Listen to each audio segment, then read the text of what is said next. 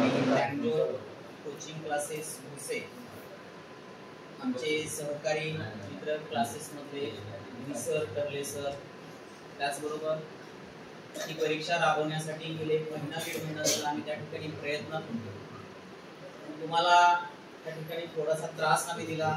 दिवाळीचा सण असताना, सुट्टी असताना सुद्धा एक आज शाळा भरवल्यासारखं त्या ठिकाणी आम्ही एक उपक्रम राबवलेला आहे. काही जणांना मामाच्या गावावरून काल यायची काय मानसिकता नव्हती तरी सुद्धा यावं लागलं. आणि हा जो निर्णय आहे की महासराव परीक्षा घेण्याचा हेतू त्याच्या पाठीमागे आहे की आपण एका ठिकाणाहून दुसऱ्या ठिकाणी जाऊन ज्यावेळेस एक्झाम देतो, ज्यावेळेस इतर विद्यार्थी आपल्यामध्ये मिक्स होत असतात, त्यावेळेस आपली मानसिकता कशा पद्धतीची असते आणि दररोज त्याच विद्यार्थ्यांमध्ये आपल्याच मित्रांमध्ये परीक्षा देणं आणि ठिकाण बदलून परीक्षा देणं याच्यामध्ये बराच फरक पडतो. आता याच्या अगोदर आपण बघितलं होतं 140, 50, 55 प्लस काही मुलं होतात. आता आजचा जो स्कोर निघाला आपला 141. लक्षात ठेवा. आणि लोवेस्ट जो स्कोर आहे यामध्ये आजचा आलेला तो आहे 114 आणि सेकंड आलेला आहे याच्यातला 130 आहे ना.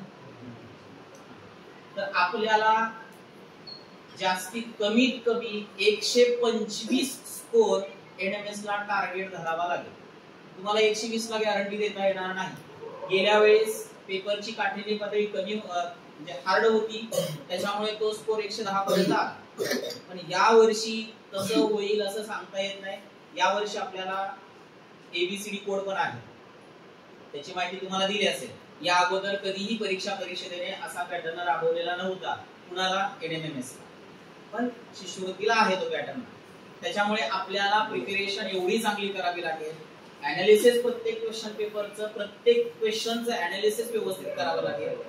हे जर तुम्ही चांगल्या पद्धतीने करत गेला, बघा जेवढा आपल्याला खडतर प्रवास असतो तेवढा एखादा चढ आपण पाहत असतो खूप मोठा आहे, चढायला नको वाटतं. आज मॅथ पेपर सोडवता नाही तसंच तुम्हाला वाटलं, हा तुम्हाला अवघड पेपर वाटतो.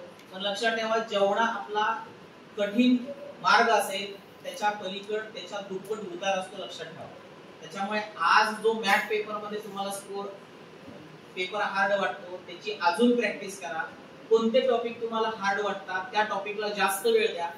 जे टॉपिक सिंपल आहे त्या टॉपिकची प्रॅक्टिस थोड्याफार प्रमाणामध्ये करा. पण जिथे तुमची मार्क जात आहे, जिथे तुमचा 2-2, 3-3, 4-4 एक कंटेंट आपल्याला 5-5 मार्कासाठी पडतो, तुम्हाला माहित आहे बुद्धिमत्तेमध्ये, बरोबर. काय आता ठोकल्यावरती बघतोय आपण 3-3 टाईपचे क्वेश्चन आहेत, त्याच्यावर 3-3 मार्क. त्यामुळे ओव्हरऑल सगळ्या सब्जेक्टचा चांगला अभ्यास करा. आणि व्यवहारी सरांनी आमच्या समोर अजून एक थोडं आव्हान ठेवल्यासारखं आहे की अजून एक परीक्षा त्या ठिकाणी राबवा. आपली परीक्षा 28 डिसेंबर आहे. त्याच्या अगोदर नक्कीच त्या ठिकाणी प्रयत्न करू आणि याच्याही पेक्षा चांगलं नियोजन त्या दिवशी करण्याचा आम्ही प्रयत्न करू आणि त्यावेळेस तुम्हाला कळवू. इथून पुढे जे राहिलेला वेळ आहे त्याच्यामध्ये चांगल्या पद्धतीने अभ्यास करा, चांगले मार्क्स मिळवा. अजूनही आपली वेळ गेलेली नाही.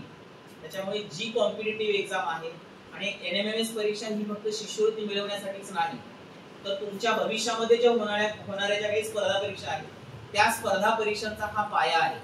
त्याच्यामुळे चांगली प्रिपरेशन करा. या ठिकाणी दिवाळीचा सण असताना सुद्धा सर्व विद्यार्थ्यांनी बऱ्यापैकी म्हणजे 95% विद्यार्थी आज प्रेझेंट आहेत. त्याबद्दल त्यांचं आभार मानतो. आणि या ठिकाणी आयोजन करण्यासाठी पण कदम सरांनी आम्ही नियोजन केलं, सगळ्यांनीच सहकार्य केलं, त्याबद्दल सर्वांचे आभार मानतो आणि माझ्या ठिकाणी 2 शब्द संपवतो.